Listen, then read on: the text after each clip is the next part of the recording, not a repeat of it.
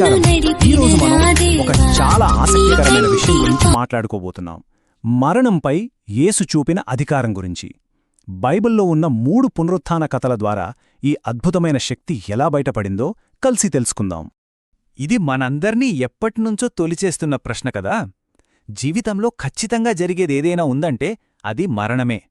కాని దాంతో అంతా అయిపోయినట్టేనా? ఈ కథలు ఈ ప్రశ్నకు ఎలా సమాధానమిస్తాయో చూద్దాం. సరే, మన మొదటి కథలోకి వెళ్దాం. ఇది ఒక తండ్రికి తన కూతురి మీద ఉన్న ప్రేమ, దేవునిపై ఉన్న అచంచలమైన విశ్వాసం గురించిన కథ. నిస్సహాయ స్థితిలో ఆశలు దాదాపు అడుగంటినప్పుడు నమ్మకం ఎలా ఒక అద్భుతానికి దారితీసిందో చూద్దాం. యాయిరు అంటే సమాజంలో చాలా పలుకుబడి ఉన్న వ్యక్తి, ఒక సమాజ మందిరపు అధికారి. అయినా సరే చూడండి, తన కూతురి ప్రాణాల కోసం ఆయన యేసు పాడాలపై పడి వేడుకున్నాడు. అతని బాధ, నిస్సహాయత మనకిక్కడ స్పష్టంగా కనిపిస్తుంది. ఇక అంతా అయిపోయింది అనుకుంటున్న టైంలో ఈ వార్త వచ్చింది. నీ కుమార్తె చనిపోయింది అన్న మాట వినగానే ఆ తండ్రి గుండె పగిలిపోయుంటుంది. కాని సరిగ్గా అప్పుడే యేసు ఏమన్నారో చూడండి. భయాన్ని పక్కనపెట్టి విశ్వాసాన్ని ఎంచుకోమంటున్నారు. ఇది కథలో ఒక కీలకమైన మలుపు అనమాట. ఈ మాటల్లో ఎంత ఆప్యాయత ఉందో గమనించండి. యేసు కేవలం ఒక ఆజ్ఞ ఇవ్వట్లేదు.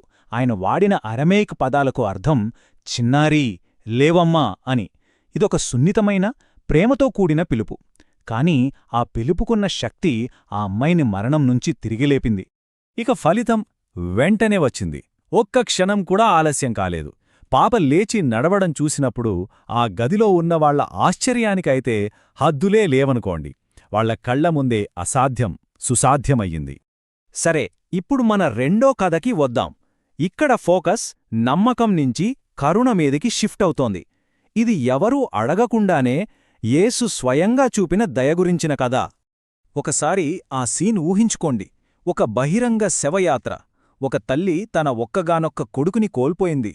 ఆవిడ ఒక విధవరాలు. అంటే ఆ కాలంలో తనకి ఆ కొడుకే ఏకైక ఆధారం. తన భవిష్యత్తు మొత్తం అంధకారమే. ఆమె దుఃఖాన్ని మాటల్లో చెప్పలేం. ఇక్కడ మనం గమనించాల్సిన ముఖ్యమైన విషయమేంటంటే, ఎవరూ యేసుని సహాయం అడగలేదు.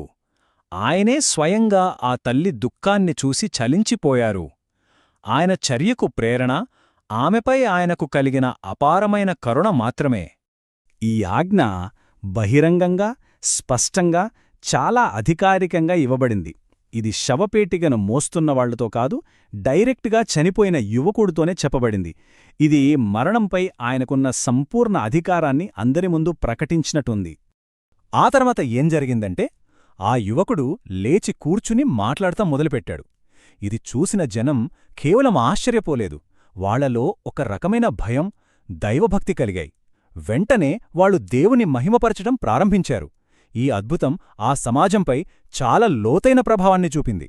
ఇక ఇప్పుడు మనం అన్నింటికంటే నాటకీయమైన మూడో కథకొచ్చేశాం.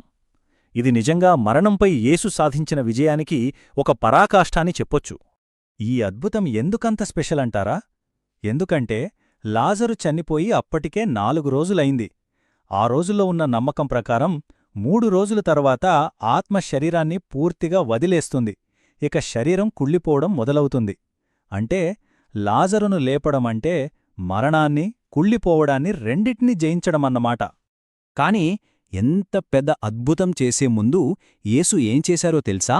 తన స్నేహితుని సమాధి వద్ద ఏడ్చారు. ఇది ఆయనలో ఉన్న మానవత్వాన్ని, స్నేహితుల పట్ల ఆయనకున్న ప్రేమను చూపిస్తుంది. ఆయన కేవలం దైవిక శక్తి మాత్రమే కాదు, లోతైన భావోద్వేగాలు గల వ్యక్తి అని కూడా మనకు తెలుస్తుంది. ఇది ఒక ఆజ్ఞ, ఒక పిలుపు, సమాధి నిశ్శబ్దాన్ని, మరణం యొక్క శక్తిని ఛేదించే ఒక బలమైన కేక. ఈ పిలుపుకు మరణం కూడా తల వంచాల్సి వచ్చింది. ఆ దృశ్యం ఎలా ఉండి ఉంటుందో ఒక్కసారి ఆలోచించండి. లాజరు తనని చుట్టిన సమాధి వస్త్రాలతోనే బయటికి నడుచుకుంటూ వస్తున్నాడు. ఇది చూసిన తర్వాత ఎవరికైనా సందేహానికి తావుంటుందా? వాళ్లలో చాలామంది యేసును తమ రక్షకుడిగా నమ్మారు. ఈ సంఘటన ఆయన పరిచర్యలో ఒక టర్నింగ్ పాయింట్. ఇప్పటిదాకా మనం 3 అద్భుతమైన కథలు చూశాం. ఇవి ఒక్కొక్కటిగా చూస్తేనే చాలా శక్తివంతంగా ఉన్నాయి.